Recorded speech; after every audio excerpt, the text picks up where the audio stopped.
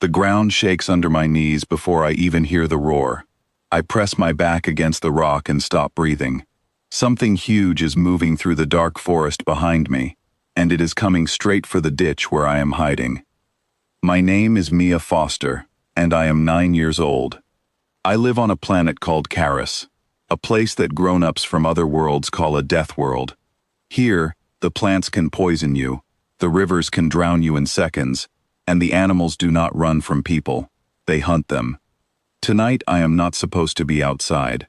The sun went down an hour ago, and every family on Karis knows the rule. When the light goes, you stay behind the wall. But my little brother Tobin followed our goat outside the fence, and now he is missing, and I am the only one who noticed before dark. So here I am, alone, in a ditch, with a monster somewhere close enough to shake the earth. I hear the roar again. It sounds like rock breaking. My hands are shaking, but I force myself to stay still, because on Karis, movement is what gets you killed. I count my heartbeats to calm down. 1, 2, 3. The sound moves away, toward the river, and I let out the breath I was holding. I crawl forward through the mud, keeping low, the way my father taught me. Every few steps I stop and listen.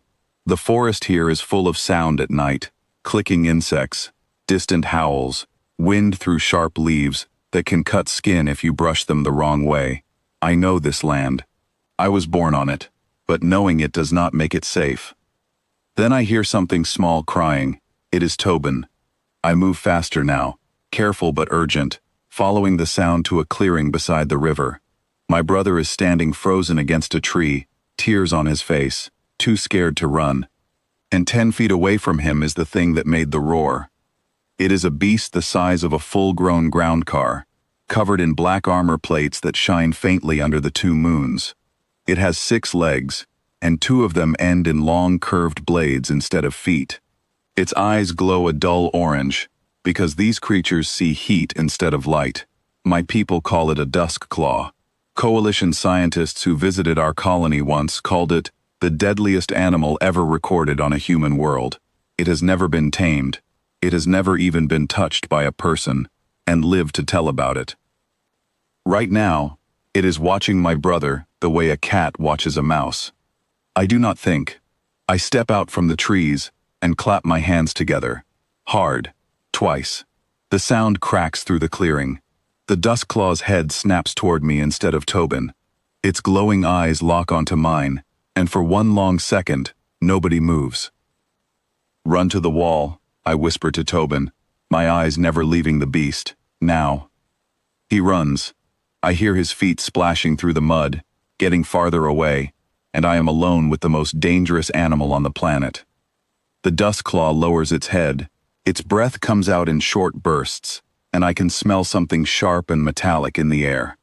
My legs want to run too, but I remember something my grandmother told me years ago, back when I was small enough to sit on her lap. She said that every animal on Karis, even the worst of them, is just trying to survive. Fear does not make them evil. Fear makes them predictable. I lower myself slowly to the ground, making myself small instead of running. I do not look away, because looking away can trigger a chase, but I also soften my eyes so I am not staring like a threat. My heart is pounding so hard I can hear it in my ears. The duskclaw takes one step closer, then another.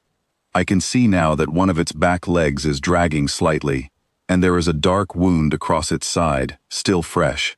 It has been in a fight, maybe with another duskclaw defending territory, and it is hurt and hungry and angry. That is the worst combination possible. I start to hum, low and steady, the same tune my mother uses to calm the goats when the storms roll in. It is a strange thing to do in front of a monster, but I do not know what else to try. The duskclaw tilts its head at the sound.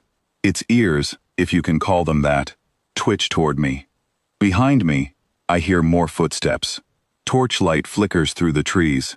My father and 2 other men from the settlement have found us, carrying long spears tipped with fire-hardened points. They stop at the edge of the clearing, and I hear my father's breath catch when he sees me sitting so close to the beast. "Mia," he says, very quietly, "do not move." I already was not planning to, but then something happens that none of us expect. The dust claw takes another slow step forward, and instead of lunging at me, it lowers its massive head almost to the ground, right in front of me, and lets out a long breath that sounds less like a growl and more like a groan of pain. I understand then. It is not hunting me. It cannot hunt anymore. The wound on its side is deep, and it is running out of strength. It came to the clearing because it smelled easy prey in my brother, not because it wanted a fight it could not win. My father raises his spear, ready to strike if it moves toward me. I put my hand up, palm out, toward him, a signal to wait. He does not understand why, but he trusts me enough to hold still for one more second. I reach slowly into the small pouch at my belt. Inside is a handful of crushed stop and leaf, the same medicine we use on our goats and hounds when they get hurt in the fields. It has a strong smell that most animals here recognize, because the plant grows everywhere, and even wild creatures learn early that it takes pain away. I hold it out, not throwing it, just letting the scent drift toward the dust claw on the night air. Its nostrils flare. It lifts its head slightly, sniffing, confused by the smell of something that is not food and not a weapon. "Mia, get back," my father says, more firmly now. But I do not move. I have already come this far, and running now feels more dangerous than staying still. I toss the crushed leaves gently onto the ground in front of the beast, just out of my own reach, and then I sit back on my heels and wait. For a long moment, nothing happens. The dust claw stares at me, then at the leaves, then back at me. Then, slowly, carefully, it lowers its head and presses its wound against the pile of leaves, rubbing the injured side of its body along the ground where the medicine lies. It lets out another low sound, this one softer, almost relieved. Nobody in the clearing breathes. My father's spear stays raised but still. The torches flicker, and the deadliest animal on our planet lies down in front of a 9-year-old girl and closes its glowing eyes, exhausted, letting the pain finally ease. We do not kill it that night. My father wants to, out of fear more than anger, but I beg him not to. I tell him it is hurt, and it is not a threat anymore. And somehow, watching the way it calmed down in front of me, he believes it too. We leave more crushed stopbane leaf beside it and back away slowly, taking Tobin home before the moons rise higher. The dust claw does not attack the settlement that week, or the next. Instead, every few nights, I find it near the edge of our fields, watching from a distance, never coming closer than it needs to. I keep bringing it stopbane leaf until its wound closes. Slowly, over many weeks, it starts following me at a distance whenever I go out to check the goat pen or gather firewood, always staying just far enough away to not frighten anyone else, but always close enough to be there. By the time a full season has passed, it walks beside me like it belongs there, and everyone in the settlement has stopped reaching for their spears when they see it. My father still watches it carefully, because old fears do not disappear overnight, but even he admits that nothing in the forest comes near our fields anymore. The dustclaw's presence alone keeps every other predator away.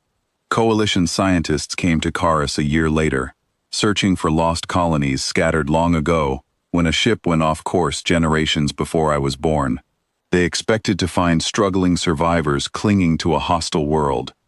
Instead, they found a functioning settlement, and standing beside me, taller than a ground car, armored and silent, was a creature their own records called impossible to tame. They wanted to study it. They wanted to take samples, run tests, learn how a child had done what their best scientists with tranquilizers and drones could never manage. I told them the truth, because it really was that simple. I did not trap it. I did not force it. I simply did not run when every instinct told me to. And I offered kindness at the one moment it needed it most. They still call it an unprecedented event in their reports. Back home, we do not need a fancy word for it. We just call her by the name I gave her that first night in the clearing, when she lowered her head in front of me instead of striking. We call her Ash, and she is my pet.